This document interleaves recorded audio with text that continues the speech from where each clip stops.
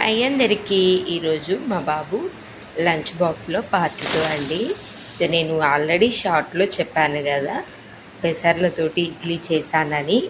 మీరు ఖచ్చితంగా ట్రై చేయండి. ఎప్పుడు ఒకేలాగా కాకుండా ఈ విధంగా చేయడం వల్ల టేస్ట్ బాగుంటుంది, తినని పిల్లలు కూడా తింటారు.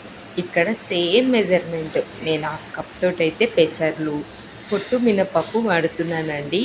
12 మంత్స్ లోపు ఉన్న వాళ్ళకైతే నార్మల్ మినపప్పు వాడండి, ఎందుకంటే వాళ్ళకి స్లోగా ఉంటుంది కదా డైజెషన్. పొట్టు మినపప్పు చాలా మంచిది, అది అందరూ పొట్టు తీస్తారే కానీ అలానే ఉంచితే మంచి ప్రోటీన్స్ వచ్చేస్తాయంట, నేను రీసెంట్గా విన్నాను. అండ్ నెక్స్ట్ వచ్చేసి నేను అవి ఇడ్లీ రైస్ అండి. మనకి ఎక్కడైనా సూపర్ మార్కెట్లో ఇడ్లీ రైస్ అంటే దొరుకుతాయి. సేమ్ 3 కూడా సేమ్ మెజర్మెంట్ అలా వేసేసుకున్నాను. సో జస్ట్ ఒక 3-4 అవర్స్ నానబెట్టేసుకొని ఈ విధంగా మిక్సీ పట్టేసుకున్నాను. మంచిగా నానిపోయిన తర్వాతకి సో పెసర్లు కొంచెం లేటుగా నానుతాయి కాబట్టి త్వరగా నానబెట్టేసుకోండి.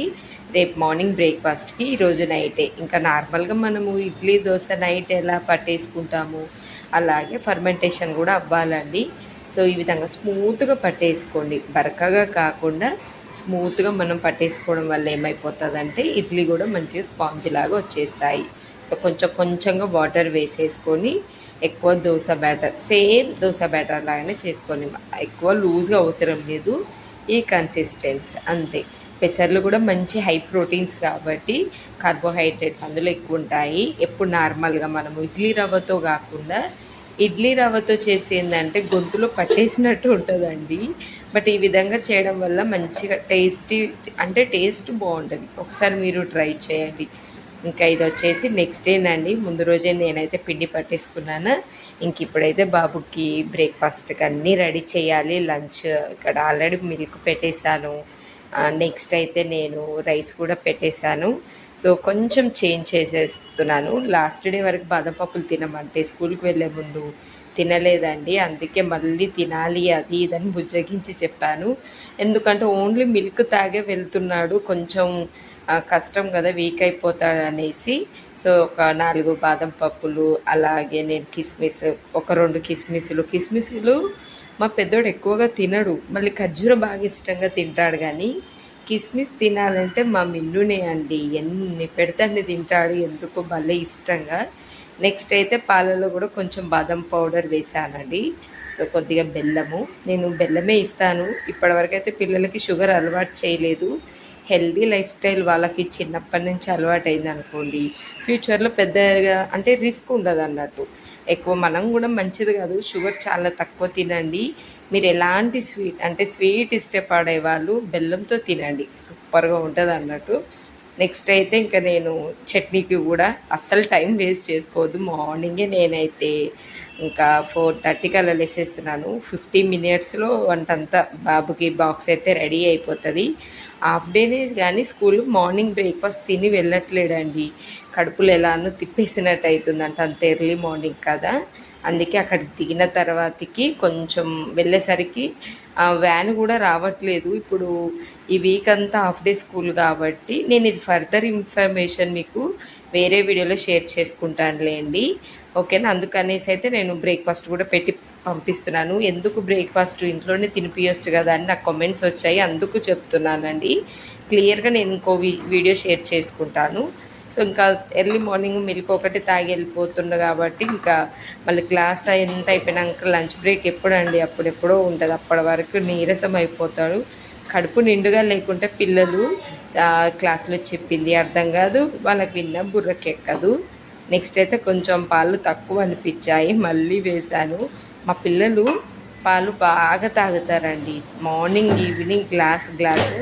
మిన్నుకైతే ఇంకా గుబులు వచ్చిందంటే మధ్యరాత్రిలో, ఆఫ్టర్నూన్ తన ఇష్టం వచ్చినప్పుడు అడుగుతూ ఉంటాడు. తాగిన సాటిస్ఫై లేకుంటే మాత్రం ఖచ్చితంగా అడుగుతూనే ఉంటాడు. నెక్స్ట్ అయితే రైస్ అవుతుంది. ఇంకా పల్లీలు, జీడిపప్పు, ఎండుమిర్చితో చేస్తున్నాను ఈరోజు పచ్చడి. వెల్లిపాయలు ఖచ్చితంగా వేసుకోండి. పిల్లలకు నేను చట్నీ చేసేటప్పుడు పల్లీలు అలాగే బాదం ఖచ్చితంగా వేస్తానండి, భలే టేస్ట్ ఉంటుంది, ట్రై చేయండి. చూసారు కదా మంచిగా ఫర్మెంటేషన్ కూడా అయిపోయింది. సో ఇదే పిండితో దోశ కూడా వేసుకోవచ్చు, ఇంకొంచెం వాటర్ యాడ్ చేసుకుని. సో నేనైతే పిల్లలకైతే ఇడ్లీ వేసేస్తున్నాను. ఈ విధంగా ఫ్లఫీగా ఉండాలి.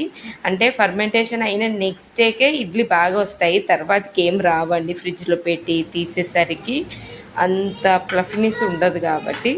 సో ఒక ట్రే అయితే వేసేస్తున్నాను. నెక్స్ట్ కొంచెం ఆయిల్ ఇలా అప్లై చేసుకొని ఈ విధంగా ఖచ్చితంగా మీరు ట్రై చేసి చూడండి. నన్నైతే అప్పుడు అంటే చాలా డేస్ లేండి ఇడ్లీని ఇడ్లీ రవ్వతో కాకుండా డిఫరెంట్గా చేయమని. బేసిక్గా మా పిల్లలు ఇడ్లీ చాలా తక్కువ తింటారు, ఇష్టంగా తినరు. హెల్త్కు మంచిదని పెట్టాల్సిందే కానీ ఇష్టంగా అస్సలు తినరు. ఇంకా మిన్ను అయితే ఇంకా మరీ, అందుకే ఈ విధంగా చేస్తాను. అది నార్మల్ ఇడ్లీ ఏమవుతుందంటే గొంతులో పట్టినట్టు పిండి పిండిగా ఉంటుంది, అందుకే తినడానికి మింగడానికి రాదు. సో ఈ విధంగా చేస్తున్నాను డిఫరెంట్గా. నెక్స్ట్ అయితే ఇంకా అక్కడ ఇడ్లీ పెట్టేసాను, ఇంకా రైస్ కూడా అయిపోయింది. ఇంక ఈరోజు అయితే పులిహోర చేయమన్నారు. నేనైతే షాక్ అయిపోయానండి. ఇది నేను జస్ట్ 10 రూపీస్ అది మ్యాంగో చూసినప్పుడు అది కచ్చగా ఉంది, కచ్చదే అన్నారండి. తురుముతుంటే కొంచెం మెత్తగా అనిపించింది, అంటే పొడి పొడిగా కాకుండా కొద్దిగా గుజ్జులాగా వచ్చినట్టు అనిపించింది నాకైతే. సరే కానీ పులుపు మాత్రం మామూలుగా లేదు. ఇంకా మా పెద్దోడికి పులిహోర అంటే చాలా ఇష్టం అనేసి ఈ విధంగా ఆయిల్లో ఎక్కువ బేసిక్గా నేనైతే జీడిపప్పు అలాంటివి వేస్తాను, కానీ ఎక్కువగా టైం ఉండట్లేదు అంట. హాఫ్ డే స్కూల్ కదా, తినడానికి ఎక్కువ టైం ఉండట్లేదు. ఒక 2-3 స్పూన్లు మా పెద్ద బాబు స్లోగా నములుతాడండి. నేను వెనక ఉండి పట్టి పడితే తప్ప అస్సలు నమ్మలేడు. ఇంక ఇలాంటివన్నీ వేసాను అనుకోండి ఇంకా అంతే అనేసి నేనైతే బాదం పప్పు పౌడర్, జీడిపప్పు పౌడర్ లాగా వేసాను. అందులో ఉన్న ప్రోటీన్స్ అన్న కొంచెం వచ్చేస్తాయి బాబుకి, అవి తినడానికి కష్టమవుతుంది కదని పల్లీలు కూడా చాలా తక్కువగా వేశాను. సో ఈ విధంగా కుక్ చేసుకున్న రైస్ అయితే పులుపు మాత్రం చాలా ఎక్కువ ఉంది, కానీ కొంచెం గుజ్జులాగా అనిపించింది. సో లాస్ట్ అయితే ఇంకా టేస్ట్ మాత్రం చాలా బాగుంది. ఈ చిట్టి బాక్సులలో పెడుతుంటే ఏం తింటాడో ఏమో అనిపిస్తుంది, కానీ ఇవి కూడా తినట్లేడండి. ఎలానో ఏమో చాలా మిగిలిపోతుంది. అక్కడికి వెళ్ళిన తర్వాత బ్రేక్ఫాస్ట్ అయితే ఇంకా వాళ్ళ నాన్నతో వెళ్తుంది కదా, వాళ్ళ నాన్న తనైతే తినేస్తున్నారు బ్రేక్ఫాస్ట్. పులిహోర ఇష్టంగా కదా, ఇలాంటివి కలిపి పెట్టినయే తినట్లే, ఇంకా వేరేగా పెడితే తినడు అని అర్థమైంది.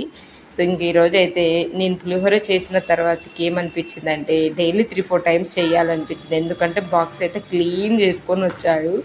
ఇష్టము నేనైతే ఇలా తింటారు అన్నట్టు పిల్లలు. సో నెక్స్ట్ అయితే ఇడ్లీ కూడా అయిపోయింది, చట్నీ పెట్టేశాను. ఇడ్లీ కూడా చాలా అసలు ఎంత స్మూత్గా వచ్చిందంటే టేస్ట్ కూడా అండి చాలా బాగుంది. ఇంకా మంచిగా అంటే ఒకలాగా అనిపించింది, నార్మల్ ఇడ్లీ లాగా కన్నా ఇదే బాగుంది అనిపించింది. సో ఇది బాబుకి అయితే మార్నింగ్ బ్రేక్ఫాస్ట్కి, లంచ్కి అయితే ఈ విధంగా పెట్టేస్తాను. ఈ చిన్న ముక్కలు, ఈ ముక్కలు తినడానికి కూడా ఎంత కష్టంగా తింటాడో ఏమో. కాకపోతే ఏంటంటే స్కూల్లో అయితే దగ్గరుండి తినిపించి, అంటే బాక్స్ కాల్ అయిందాక మ్యాక్సిమం వదలట్లేరండి పిల్లల్ని అయితే. అదొకటి మంచిగా అనిపించింది నాకైతే. సో ఫైనల్లీ ఈరోజు లంచ్కి అయితే ఈ విధంగా పెట్టాను. మార్నింగ్ బ్రేక్ఫాస్ట్, లంచ్కి సింపుల్గా త్వరగా అయిపోయింది లేండి. మీరు ఖచ్చితంగా ఇడ్లీ అయితే ట్రై చేయండి. వీడియో ఇక్కడికే ఎండ్ చేస్తున్నాను. నెక్స్ట్ ఇంకో మంచి లంచ్ బాక్స్ రెసిపీతో మీ ముందు ఉంటాను.